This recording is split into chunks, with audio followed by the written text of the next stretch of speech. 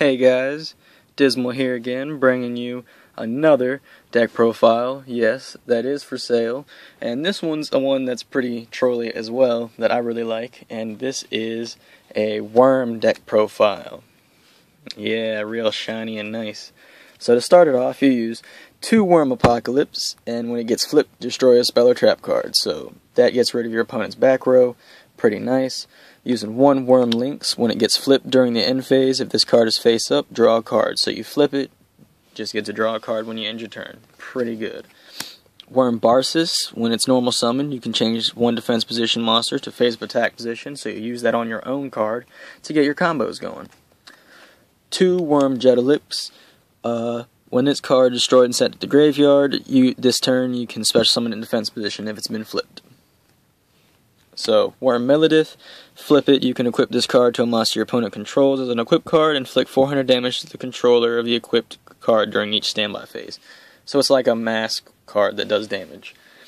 1 Worm Solid, this card gains 100 attack, or 100 defense for each reptile-type worm monster in your graveyard. If your opponent takes battle damage from attacking this card, at the end of the damage step, select 1 spell or trap card your opponent controls and destroy it. So it really punishes them for attacking into it and taking damage. Next is 3 Worm Rakuye. He's a 2100 beater. Level 4, pretty nice. If it declares an attack on the turn it was flipped face up, it's the only time that it can declare an attack. And if it attacks, it's changed to face down defense position at the end of the battle phase, so it gets it ready so it can attack again next turn. 1 Worm Democles, when it flips, it gains 300 attack and defense, so that turns him from 17 to 2000 beater or 1700 defense. 1 Worm Tentacles, once per turn you can remove from play a reptile-type worm monster in your graveyard to allow this card to attack twice. So he also gets a lot of your damage in to create your openings for your OTKs and stuff in this deck. 1 Worm Arakin, it cannot be special summoned, but once per turn if a face-up reptile-type monster on the field, you select it, that's worm type, and change it to face-down defense position. So it sets you up again for more of your plays. He's a big combo piece. This card cannot be special summoned, negate the effects of effect monsters destroyed by battle with it, and if it destroys an opponent's monster by battle, it can attack again. So 2350, something kind of annoying to get over. 1 Worm Noble, with flip it, if it's flipped face up by an opponent's monster attack, inflict damage to your opponent equal to half the attacking monster's attack. So if they got something really big, they take a lot of damage from this. It's pretty trolly. That was the end of the worm monsters. The next part of it is just something I like because, 3 Raikos.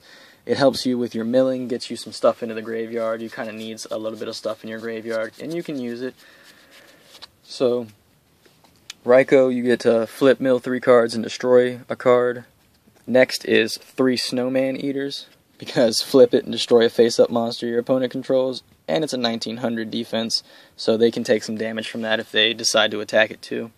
Pretty nice.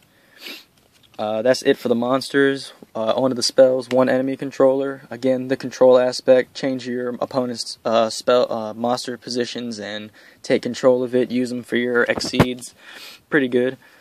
Using this next one, 3 Worm Calls. Once per turn, if your opponent controls a monster and you control no monsters, you can special summon a reptile-type worm monster from your hand in face-down defense position.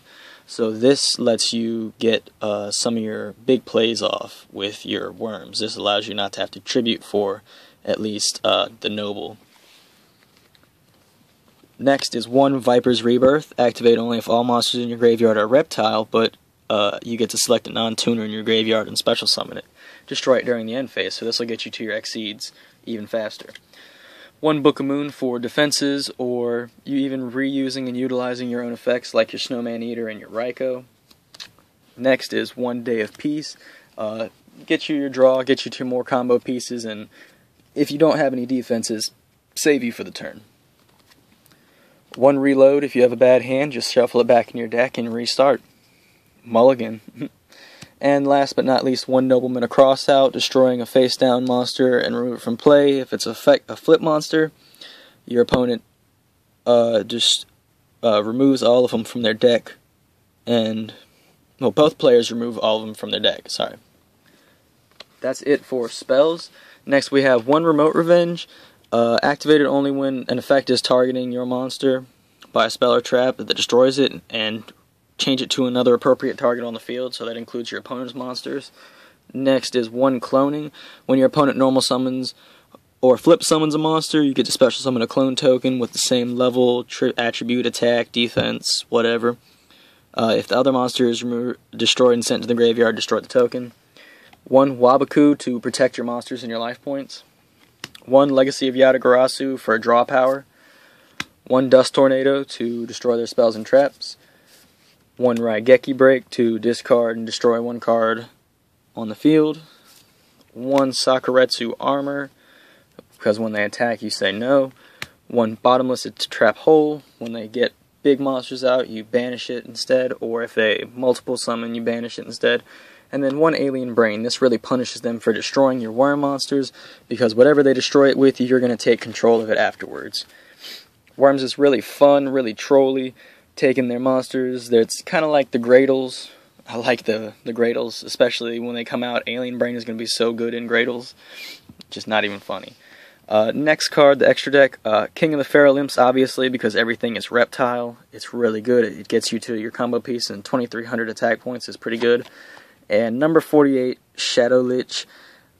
He just kind of is in here for filler, so you can have a rank 3 Exceed to go into, but he gets you a token at one point, and it's not bad. So, I mean, again, this is another one of those decks that I'm willing to sell for 20 or trade for 25, just because it's got a lot of potential and a lot of stuff in it.